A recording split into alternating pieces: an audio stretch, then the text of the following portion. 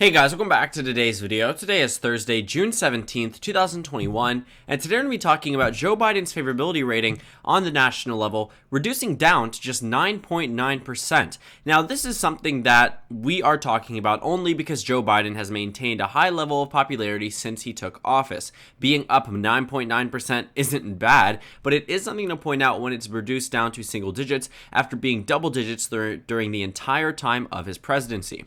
For 2 days now, Joe Biden has hovered around 9.9%, and I actually saw this yesterday, but I didn't want to cover it yesterday because it could have been just an hour or a 2-hour long blip. Maybe I got the polls in the morning, and by the afternoon, new ones would be updated and the result would change. But since it's held for a day, or actually 2, going on to 3 days now, I thought this would be something to point out, because now that we have this actual percentage, this notifier here that isn't just saying, oh, this is just from the morning polls and we still have some coming in at the rest of the evening. No, this is something that is now sticking and holding and might actually fluctuate back and forth over the next couple of months. Now, Joe Biden inevitably was going to eventually reach this point where he wasn't as popular as when he started out in office. When President Biden was inaugurated, they took polls 3 days later and found that he had a 53% approval rating and a 36% disapproval rating. Now, the difference here is 17 percentage points. He did a little bit better than this when he got up to a position where he was up 20 points nationally speaking, and now he's reduced down to 9.9%, but still hovers around 52% in terms of the approval.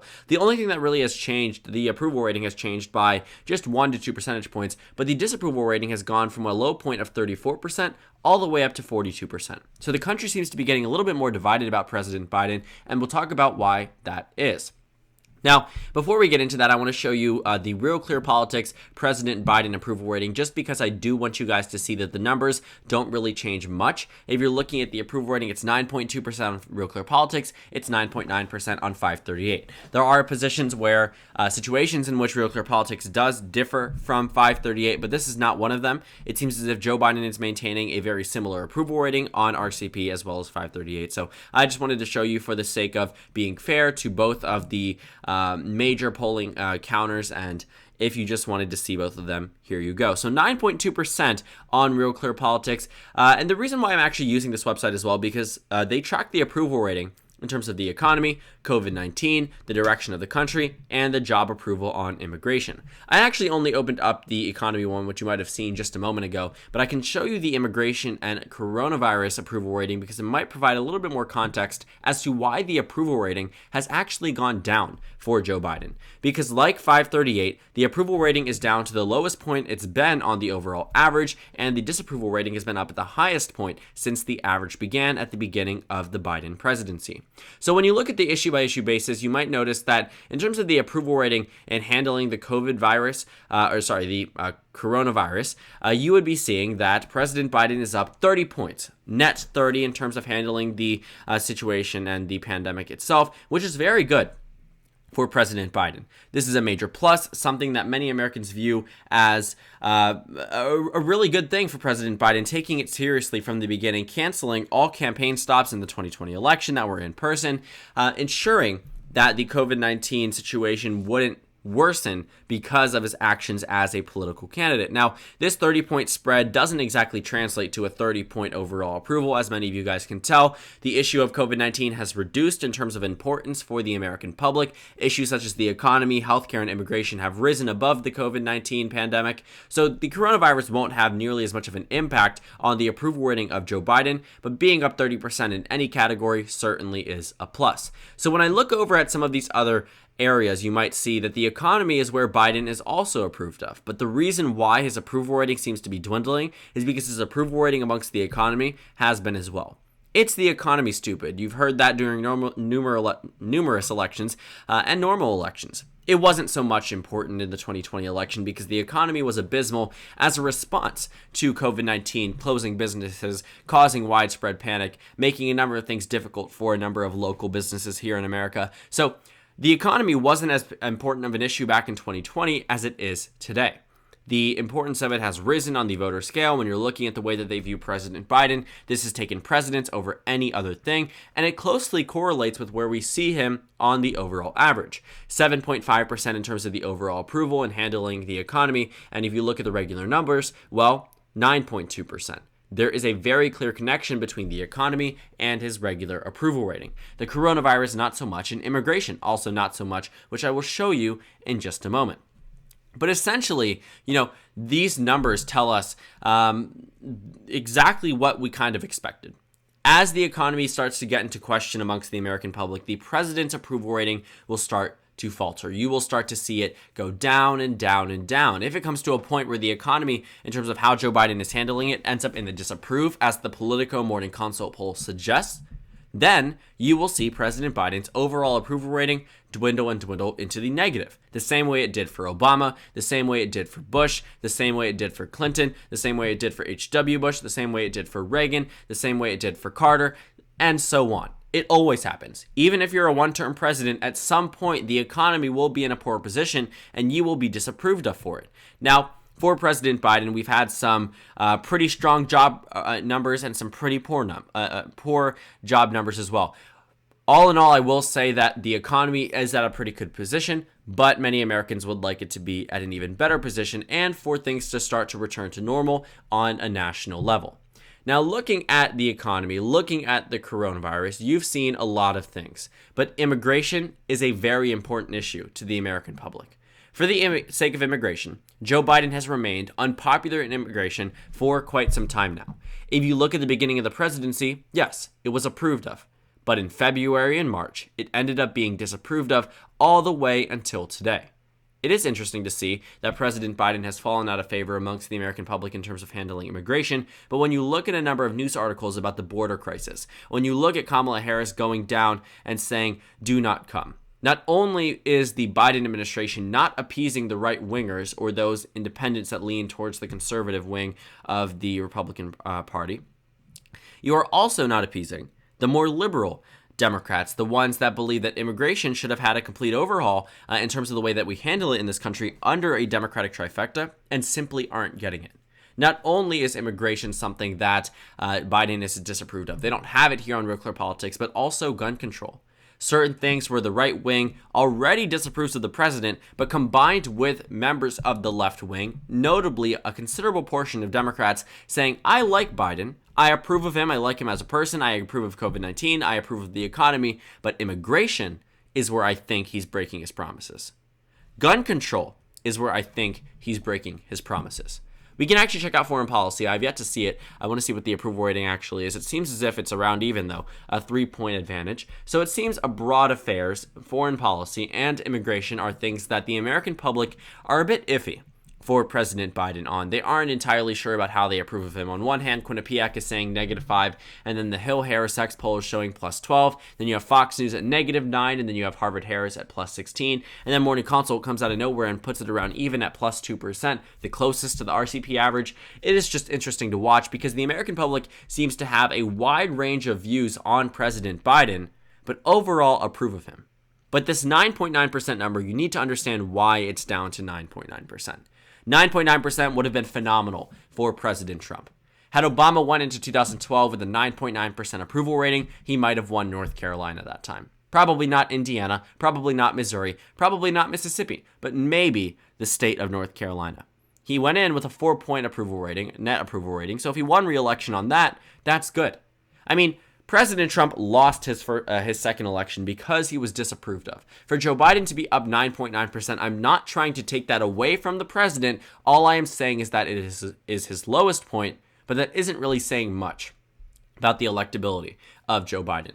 Because before Joe Biden was president of the United States, we all know he was vice president of the United States, but we asked the question, pollsters went around and said, how do you feel, how do you like President Biden as a person? Do you view him in a favorable way? Do you view him in an unfavorable way? How do you view him in terms of likability? Well, during the election season, averaging the 5 polls leading up to the election, Joe Biden had an approval rating, or a favorability rating, an approval rating has to do with people in office, so since he wasn't in office, a favorability rating of just +6. Just 6 points in terms of more Americans viewed Joe Biden in a favorable manner than those who viewed him in an unfavorable manner. Today, that number is higher. It actually closely corresponds with our approval rating of Joe Biden. The overall average on RCP is the exact average. as it is for President Biden in terms of his overall job approval rating. The reason why that needs to be pointed out is because it shows that Biden's character, Biden's image, closely corresponds with what Americans view in the Oval Office, the same way it did for President Trump. The only time you will see it really not matter is when the candidate is still a candidate. When they are not in office, the favorability rating numbers don't really matter as much as a job approval rating would. But when they get into office, typically they coincide. For Biden, it seems that he's at a 3-point more advantage than when he was winning the 2020 election, which I think is something that deserves to be pointed out. But for the midterm elections, we aren't worried about Joe Biden winning or losing an election. He won't be on the ballot. Technically, he will be through this means of a referendum or a wave here, but for the sake of the midterm elections, he won't be on the ballot anywhere. He won't be in a Senate election, he won't be in a House election, but his performance, his approval as president will be under consideration in the midterm elections. So while Joe Biden might have won the election, that +6 approval only carried the Democrats to 222 seats. Given that the GOP has a 100-seat advantage over the Democratic Party in terms of redistricting control, they can't afford to be just up 6 percentage points in terms of the approval. Right now, they're up 9.9%. Yes, that is good, but it's only incremental relative to where they were back in 2020. That 6 point might be up to 9 points had the redistricting been controlled by Republicans leading into 2020. Had they drawn the districts right before that election, the Democratic Party would have needed a lot more than just Joe Biden carrying them across the finish line, than just a few of those competitive races going towards the Democratic Party. I mean, the Democrats actually won 0 toss-up races in the 2020 election. So with a +6 advantage, they won absolutely nothing. The only thing the Democratic did was win 2 seats in North Carolina that were forcibly given to them through a court order redistricting. I mean, not forcibly, but the districts became Democrat +30 districts, so we knew exactly who was going to win. And then 1 open race with Carolyn Bourdeaux in the state of Georgia. Other than that, the Republican Party was able to flip 15 seats nationally speaking, reducing the Democrats down to 222 seats, 4 more than the 218 needed to win. So if Republicans have that 100-seat advantage in redistricting and will draw the districts before 2022, it will make it increasingly more difficult for Democrats to win, which means that 6-point advantage, which is what they had back in 2020, is going to need to be 9.9 or more. And if it continues to deteriorate, if that economy approval rating, if that foreign policy approval rating, if the COVID-19 approval rating starts to dwindle, President Biden's approval rating will as well. And the Democratic Party's chances at victory will also dwindle.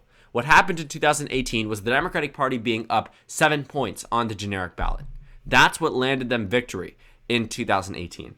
Democrats were also up by the same amount in 2020, but they didn't win by this amount. Democrats won the generic ballot by around 3 points. In 2018, they actually outperformed their polling data and won by 8 points.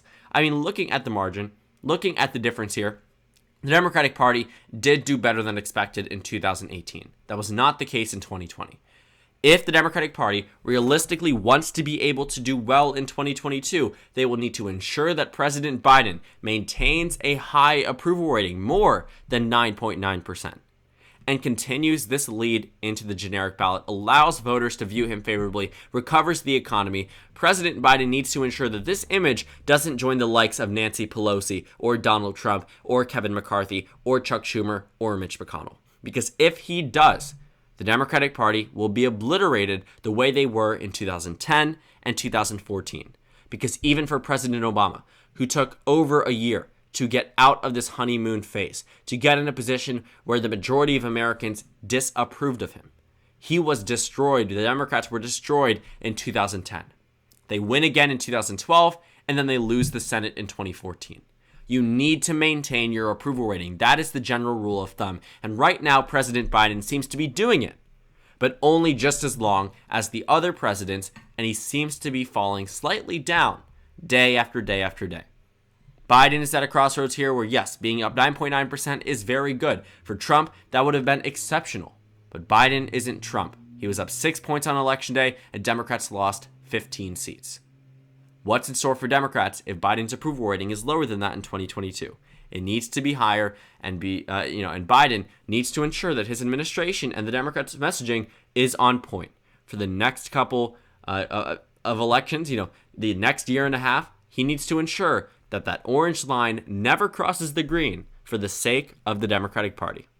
So thank you guys so much for watching this video. Make sure to comment down suggestions below. Subscribe on the left if you haven't already, and check out the Instagram and Twitter. At the bottom left of the screen, there's also a Discord server for you to go ahead and join. On the screen, there's a video you can watch, and then a playlist for my 2022 midterm election analysis videos. Again, thank you guys so much for watching, and I will see you all later today.